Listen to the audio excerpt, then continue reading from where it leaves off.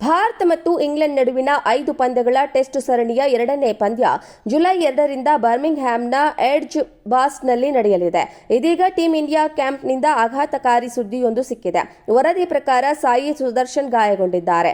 Sudarshan edge Boston test ಪಂದ್ಯದಲ್ಲಿ ಆಡುವುದು ಕಷ್ಟಕರ ಎಂದು ಹೇಳಲಾಗ್ತಾ ಇದೆ. ಲೀಡ್ಸ್ನಲ್ಲಿ ನಡೆದ ಮೊದಲ ಟೆಸ್ಟ್ ಪಂದ್ಯದಲ್ಲಿ ಸುದರ್ಶನ್ ಭುಜದ ಗಾಯಕ್ಕೆ ಒಳಗಾಗಿದ್ರು. ಪ್ರಸ್ತುತ ಸಾಯಿ ಸುದರ್ಶನ್ ಗಾಯದ ಬಗ್ಗೆ ಬಿಸಿಸಿಐನಿಂದ ಯಾವುದೇ ಮಾಹಿತಿ ಬಂದಿಲ್ಲ. ಲೀಡ್ಸ್ನಲ್ಲಿ ಇಂಗ್ಲೆಂಡ್ ವಿರುದ್ಧ ನಡೆದ ಮೊದಲ ಟೆಸ್ಟ್ ಪಂದ್ಯದೊಂದಿಗೆ ಸಾಯಿ ಸುದರ್ಶನ್ ಟೆಸ್ಟ್ ಕ್ರಿಕೆಟ್ಗೆ ಪಾದಾರ್ಪಣೆಯನ್ನ ಮಾಡಿದ್ರು. ಆದಾಗ್ಯೂ ತಮ್ಮ ಚೊಚ್ಚಲ ಇನ್ನಿಂಗ್ಸ್ನಲ್ಲಿ ಶೂನ್ಯಕ್ಕೆ ಔಟ್ ಆಗಿದ್ರು. ನಂತರ ಎರಡನೇ ಇನ್ನಿಂಗ್ಸ್ನಲ್ಲಿ ಕೇವಲ 30 ರನ್ ಗಳಿಸಿ ನಿರಾಸೆ ಮೂಡಿಸಿದ್ರು. ಅವರು ಎರಡನೇ ಟೆಸ್ಟ್ ಆಡಿದ್ದರೆ ಅವರ ಸ್ಥಾನದಲ್ಲಿ ಧ್ರುವ್ ಜುರೇಲ್ ಅಥವಾ ನಿತೀಶ್ ಕುಮಾರ್ ರೆಡ್ಡಿ ಪ್ಲೇಯಿಂಗ್ 11ನಲ್ಲಿ ಸೇರಿಕೊಳ್ಳಬಹುದು. ಕರುಣ್ ನಾಯರ್ 3ನೇ ಸ್ಥಾನದಲ್ಲಿ ಬ್ಯಾಟಿಂಗ್ಗೆ ಬರಬಹುದು. ಇಂಗ್ಲೆಂಡ್ ವಿರುದ್ಧದ 5 ಪಂದ್ಯಗಳ ಟೆಸ್ಟ್ ಸರಣಿಗೆ ಭಾರತ 18 ಸದಸ್ಯರ ತಂಡದಲ್ಲಿ ಯುವ ವೇಗಿ ಹರ್ಷಿತ್ ರಾಣಾರನ್ನ ಕೈಬಿಡಲಾಗಿದೆ. ಭಾರತ ಎ ಪಂದ್ಯ ಮುಗಿದ ನಂತರ ಅವರಿಗೆ ಟೀಂ ಇಂಡಿಯಾ ಕ್ಯಾಂಪ್ಗೆ ಬರುವಂತೆ ಸೂಚಿಸಲಾಗಿತ್ತು. ಮೊದಲ ಟೆಸ್ಟ್ ಮುಗಿದ ಬೆನ್ನಲ್ಲೇ ಅವರನ್ನ ತಂಡದಿಂದ ಕೈಬಿಡಲಾಗಿದೆ. ಮತ್ತೊಂದು ಕಡೆ ಟೀಂ ಇಂಡಿಯಾದ ಬೌಲಿಂಗ್ ಶಕ್ತಿ ಜಸ್ಪ್ರೀತ್ ಬುಮ್ರಾ ಕೂಡ ಎರಡನೇ ಟೆಸ್ಟ್ನಲ್ಲಿ ಆಡ್ತಾ ಇಲ್ಲ. ಭಾರತ ಮತ್ತು ಇಂಗ್ಲೆಂಡ್ ನಡುವಿನ 5 ಪಂದ್ಯಗಳ ಟೆಸ್ಟ್ ಸರಣಿಯ ಎರಡನೇ ಪಂದ್ಯ ಜುಲೈ 2ರಿಂದ ಬರ್ಮಿಂಗ್ಹ್ಯಾಮ್ನ ಎಡ್ಜ್ ಬಾಸ್ನಲ್ಲಿ ನಡೆಯಲಿದೆ.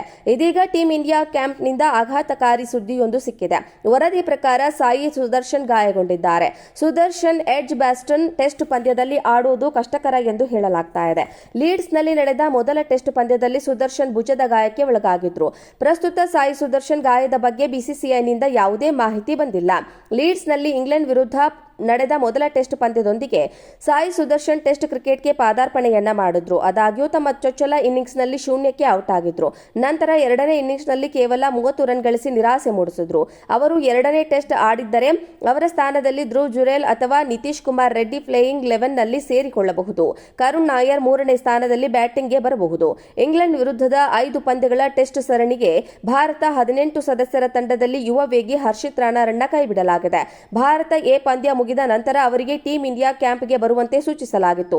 ಮೊದಲ ಟೆಸ್ಟ್ ಮುಗಿದ ಬೆನ್ನಲ್ಲೇ ಅವರನ್ನ ತಂಡದಿಂದ ಕೈಬಿಡಲಾಗಿದೆ. ಮತ್ತೊಂದು ಕಡೆ ಟೀಂ ಇಂಡಿಯಾದ ಬೌಲಿಂಗ್ ಶಕ್ತಿ ಜಸ್ಪ್ರೀತ್ ಬುಮ್ರಾ ಕೂಡ ಎರಡನೇ ಟೆಸ್ಟ್ನಲ್ಲಿ ಆಡ್ತಾ ಇಲ್ಲ. ಭಾರತ ಮತ್ತು ಇಂಗ್ಲೆಂಡ್ ನಡುವಿನ 5 ಪಂದ್ಯಗಳ ಟೆಸ್ಟ್ ಸರಣಿಯ ಎರಡನೇ ಪಂದ್ಯ ಜುಲೈ 2ರಿಂದ ಬರ್ಮಿಂಗ್ಹ್ಯಾಮ್ನ ಎಡ್ಜ್ ಬಾಸ್ನಲ್ಲಿ ನಡೆಯಲಿದೆ. ಇದೀಗ ಟೀಂ ಇಂಡಿಯಾ ಕ್ಯಾಂಪ್ನಿಂದ ಆಘಾತಕಾರಿ ಸುದ್ದಿಯೊಂದು ಸಿಕ್ಕಿದೆ. ವರದಿ ಪ್ರಕಾರ ಸಾಯಿ ಸುದರ್ಶನ್ ಗಾಯಗೊಂಡಿದ್ದಾರೆ. ಸುದರ್ಶನ್ ಎಡ್ಜ್ ಬಾಸ್ಟನ್ ಟೆಸ್ಟ್ ಪಂದ್ಯದಲ್ಲಿ ಆಡುವುದು ಕಷ್ಟಕರ ಎಂದು ಹೇಳಲಾಗ್ತಾ ಇದೆ.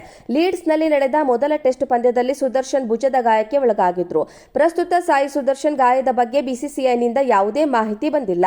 ಲೀಡ್ಸ್ನಲ್ಲಿ ಇಂಗ್ಲೆಂಡ್ ವಿರುದ್ಧ ನಡೆದ ಮೊದಲ ಟೆಸ್ಟ್ ಪಂದ್ಯದೊಂದಿಗೆ ಸಾಯಿ ಸುದರ್ಶನ್ ಟೆಸ್ಟ್ ಕ್ರಿಕೆಟ್ಗೆ ಪಾದಾರ್ಪಣೆಯನ್ನ ಮಾಡಿದ್ರು. ಆದಾಗ್ಯೂ ತಮ್ಮ ಚೊಚ್ಚಲ ಇನ್ನಿಂಗ್ಸ್ನಲ್ಲಿ ಶೂನ್ಯಕ್ಕೆ ಔಟ್ ಆಗಿದ್ರು.